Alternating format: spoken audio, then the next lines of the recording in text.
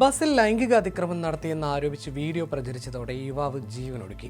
കോഴിക്കോട് ഗോവിന്ദപുരം സ്വദേശിയായ ദീപക് എന്ന യുവാവാണ് ജീവനൊടുക്കിയത്. ദീപക് ബസ്സിൽ വെച്ച് ലൈംഗിക അതിക്രമം നടത്തിയെന്ന് ആരോപിച്ച് ഷിംജിത മുസ്തഫ എന്ന യുവതി വീഡിയോ പ്രചരിപ്പിച്ചിരുന്നു.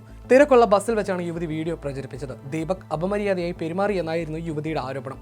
ഈ വീഡിയോ ഇൻസ്റ്റഗ്രാമിലും മറ്റ് സോഷ്യൽ മീഡിയ അക്കൗണ്ടുകളിലും വലിയ രീതിയിൽ പ്രചരിച്ചിരുന്നു. വീഡിയോ വൈറലായതിനെ തുടർന്ന് ദീപക് കടുത്ത മാനസിക സമ്മർദ്ദത്തിലായിരുന്നു. ഇതിനെ തുടർന്ന് വീട്ടിൽ തൂങ്ങി മരിച്ച നിലയിലാണ് അദ്ദേഹത്തെ കണ്ടെത്തിയത്. ഇന്ന് രാവിലെയാണ് ദീപകിനെ തൂങ്ങി മരിച്ച നിലയിൽ വീടിനുള്ളിൽ കണ്ടെത്തുന്നത്. വീട്ടിൽ അമ്മയും അച്ഛനും മാത്രമാണ് ഉണ്ടായിരുന്നത്. രാവിലെ എഴുന്നേൽക്കാത്തതിനെ തുടർന്ന് വാതിലിൽ മുട്ടി നോക്കുമ്പോൾ തുറന്നിരുന്നില്ല. ഇതിനുശേഷം അയൽക്കാരുടെ കൂടി സഹായത്തോടെ തുറന്നു നോക്കിയപ്പോഴാണ് ദീപകിനെ തൂങ്ങി മരിച്ച നിലയിൽ കണ്ടെത്തുന്നത്. മെഡിക്കൽ കോളേജ് പോലീസ് സ്ഥലത്തെത്തി മേൽ നടപടികൾ സ്വീകരിച്ചു. അസ്വാഭാവിക മരണത്തിന് പോലീസ് കേസെടുത്തിട്ടുണ്ട്. ദീപക് നിരപരാധിയാണെന്നും വീഡിയോ തെറ്റായ രീതിയിൽ പ്രചരിപ്പിക്കപ്പെടുകയാണ് ഉണ്ടായതെന്നും ബന്ധുക്കൾ പറയുന്നു.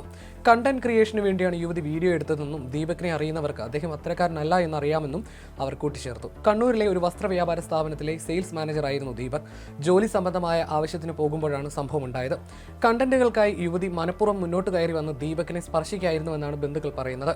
വീഡിയോ പുറത്തു വന്നതോടെ ദീപക് വലിയ മാനസിക വിഷമത്തിലായിരുന്നു. സുഹൃത്തുക്കളോടക്കം ഇക്കാര്യം പങ്കുവച്ചിരുന്നു. ഇന്നലെ രാത്രിയിലും ഇക്കാര്യത്തെക്കുറിച്ച് പലരോടും സംസാരിച്ചിരുന്നു. ദീപക് ജോലി ചെയ്യുന്ന സ്ഥാപനത്തിന്റെ മേധാവിക്കടക്കം ദീപകിനെ കുറിച്ച് നല്ല അഭിപ്രായം മാത്രമാണുള്ളത്.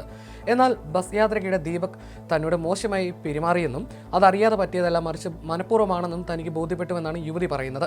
യുവാവ് പെരുമാറിയത് ദുരുദ്ദേശത്തോടെയാണെന്ന് ഉറപ്പായതിനാലാണ് താൻ വീഡിയോ ചിത്രീകരിച്ചത്.